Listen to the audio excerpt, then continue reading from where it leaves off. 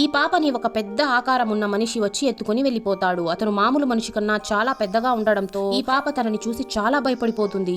ఆ పాప తన గురించి ప్రపంచానికంతా చెప్పేస్తుందేమో అని చెప్పి ఈ మనిషి ఆ పాపని తన గుహకి తీసుకుని వెళ్లిపోతాడు. ఈ పాప ఆ గుహ నుంచి తప్పించుకోవడానికి ట్రై చేస్తూ ఉంటుంది. అప్పుడే ఆమె కాలు తగిలి కొన్ని వస్తువులు కింద పడిపోతాయి. ఆ సౌండ్ విన్న ఆ మనిషి ఆ పాప దగ్గరికి వచ్చి, నువ్వు ఎంత ట్రై చేసినా కూడా ఇక్కడ నుంచి తప్పించుకోలేవు, కాబట్టి నువ్వు ఇక్కడే ఉండాలి అని అంటాడు. అప్పుడే అక్కడికి ఇంకో పెద్ద రాక్షసుడు వస్తాడు. అతను ఈ మనిషిని తినడానికి ఏమైనా ఉందా అని అడుగుతాడు. అప్పుడే ఆ రాక్షసుడికి ఏదో మనిషి వాసన రావడంతో అతను గుహంతా మనిషిని వెతుకుతూ ఉంటాడు. అప్పుడే ఈ పాప భయపడిపోయి ఒక ఫ్రూట్ లో దాక్కుంటుంది. అప్పుడే ఆ రాక్షసుడు అదే ఫ్రూట్ ఎత్తుకుని తినబోతాడు.